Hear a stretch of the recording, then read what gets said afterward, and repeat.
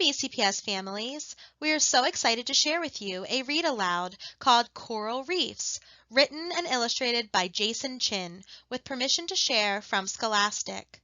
As you listen to this text, we will stop at times and ask you to think about what is happening. After you finish listening to the story, first we will share some questions with you for you to think and talk about. Then you will see a writing prompt. You can use this writing prompt to respond to the text.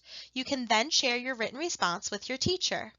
Finally, you will see some project ideas for enrichment and ways to have fun interacting with books. This week in 4th grade, you have been learning how to summarize. When we summarize, we think about the important facts that we are learning. As we're reading today, think about the key important facts that you are learning that you can use to summarize after we're finished. Enjoy! Hey everybody! Today I'm going to read you a nonfiction text with permission from Scholastic. Our text is entitled Coral Reefs by Jason Chin. I am very excited to read this text because as I read nonfiction texts, I prepare myself to focus on new knowledge and new vocabulary. As we read, I want you to be prepared to summarize a text by telling the most important details in logical order so that you can improve your understanding of an expository text. In today's story, the author takes us on an ordinary visit to a library. A girl pulls out a not-so-ordinary book from the shelves. As she turns the pages in this book about coral reefs, the city around her slips away and she finds herself surrounded by the coral cities of the sea and the mysterious plants and animals that live, hunt, and hide there. As I think about the title and illustrations, I find that I am wondering, why is there a girl swimming so close to a shark? Is that a building underwater? Are coral reefs dangerous? These wonderings make me want to read on and find the answers to my questions. Let's learn more about coral reefs and see what our author thinks. For more than 400 million years, corals have been building reefs in the Earth's oceans. Corals may look like plants, but they're actually animals. Some are soft and sway back and forth in the water, while others, called hard corals, are rigid. Corals are made up of polyps, and most have hundreds of tiny polyps on their surface. Now, I'm already wondering, what's a polyp look like? Are they used to defend against predator or capture prey? So let's keep reading to see if our questions are answered. Each polyp has stinging tentacles that it can extend to catch food. The polyps of hard corals build a limestone skeleton and live in indentations or cups along its surface. When a polyp is in danger, it can retract into its cups for protection.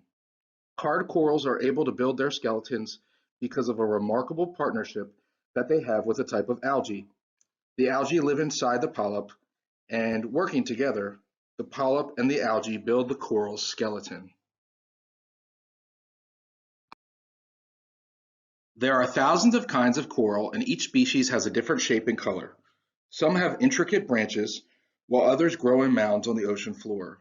When a coral's polyps die, they decay, but the skeleton remains and new corals can grow on top of it. Over hundreds of years, the corals pile up and spreads across the seafloor, eventually forming a living mountain called a coral reef. Corals may be small, but they are incredible builders. Coral reefs are the largest structures built by any animal on Earth. The Belize Barrier Reef is over 180 miles long. Wow. Coral reefs are home to thousands of plants and animals. There are so many species living in reefs that they are often called the cities of the sea. These aquatic cities grow in tropical waters around the world. They start close to shore and extend out into the ocean. Different parts of the reef have different kinds of animals.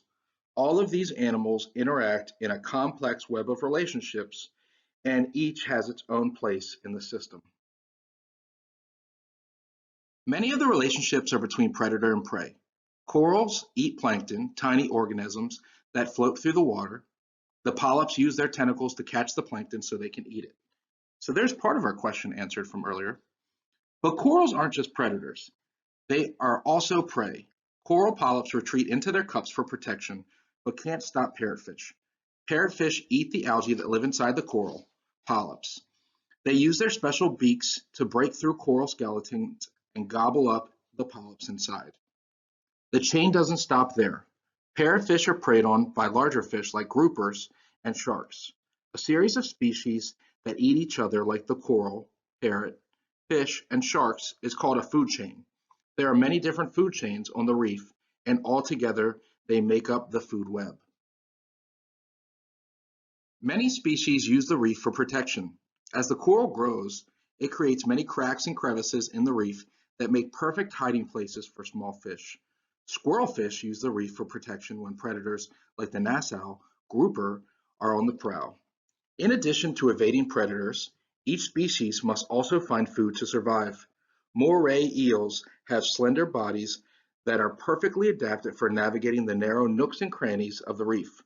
Hiding fish may be safe from groupers, but they still have to watch out for hungry morays. The sandy area between the reef and the shore is called the lagoon, and it is covered by beds of seagrass. The lagoon plays an important role in keeping the reef healthy. Pufferfish and seahorses are common in the lagoon. Many young fish take shelter in the seagrass before growing up and moving on to the reef. Rays visit the lagoon to hunt for shrimp and snails, and sea turtles eat the seagrass itself. Beyond the lagoon, corals start to appear, marking the beginning of the reef. Groups of fish called schools can be found swimming over the reef. Fish swim in schools for protection, and sometimes different species, such as white grunts and porkfish, will swim together to make an even bigger group. By working together, schooling fish have a better chance at survival. Many species have developed unusual adaptations that help them survive. The scorpion fish barely resembles a fish as it sits on the seafloor, waiting to ambush its prey. Predators had better watch out too. On its back are spines filled with a painful venom and effective defense. The frogfish goes fishing for its dinner. It changes color to blend in with its surroundings and dangles a special fin in front of its mouth to lure its prey close. When an unsuspecting fish takes the bait, the frogfish attacks, and it rarely misses. The frogfish is one of the quickest fish in the ocean. The common octopus has a few uncommon adaptations. It can change the color and the texture of its skin to blend in with any environment. Being a master of disguise is perfect for hunting and hiding. If a predator does happen to find it, the octopus has a backup plan. It releases a cloud of ink that confuses its enemy. The scorpionfish, the frogfish, and the octopus are just a few of the many reef species with unique adaptations that aid in their survival. Sometimes different species work together to help each other survive. Many large predators like tiger groupers have a partnership with a tiny fish called neon gobies. The grouper fish visit the gobies for a cleaning. The gobies swim all over their customers, picking parasites and dead skin off their scales, gills, and fins. The groupers even let the gobies swim inside their mouths to clean their teeth. This arrangement works out well for everyone. The gobies get a free meal, and the groupers get a cleaning. At the end of the reef, the coral drops off dramatically into the depths. This is the reef wall, and beyond it is the open ocean. The tropical waters bordering reefs have very little life in them, making food scarce. Coral reefs, on the other hand, are like the oasis in the desert. They are teeming with life and provide feeding grounds for visitors. The largest fish in the world, the whale shark, visits the Belize Barrier Reef every spring to feed on the microscopic eggs of spawning reef fish. More than 4,000 kinds of fish and thousands of other species have been discovered in coral reefs, more than in any other part of the ocean. But that's not all. Scientists believe that reefs are home to millions of species that haven't been discovered yet. Remarkably, this enormous quantity of life is squeezed into just a fraction of the ocean. Coral reefs may be big, but they cover less than 0.5% of the total ocean floor. With so many species living in such a small space, it's no wonder coral reefs are called the cities of the sea. Like all cities, reefs are busy places and they are full of thousands of different relationships. Many of these relationships are between predator and prey, while others are partnerships that benefit everyone. All of these relationships make coral reefs some of the most complex ecosystems in the world. Each species has its place in the system, and all of them depend on the reef builders for their home. The corals. All right, I hope everyone loved learning more about coral reefs. I know I did. Here are some more facts and figures to learn more. I look forward to seeing your work. Welcome back.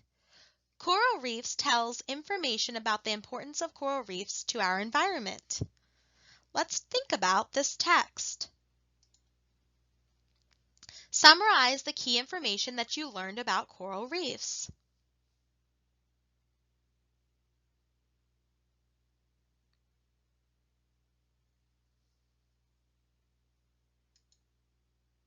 What questions do you still have about coral reefs?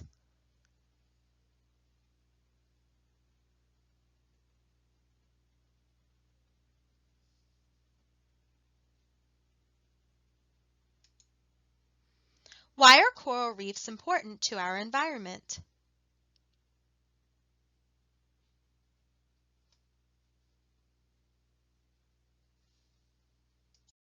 Great job!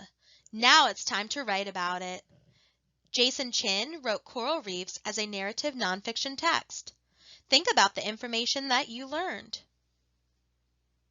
Now, write a letter to a friend or family member summarizing the importance of coral reefs. Use information you learned in your response. Be sure to introduce the topic clearly, develop the topic with facts and information, use linking words like also, in contrast, especially, provide a concluding statement.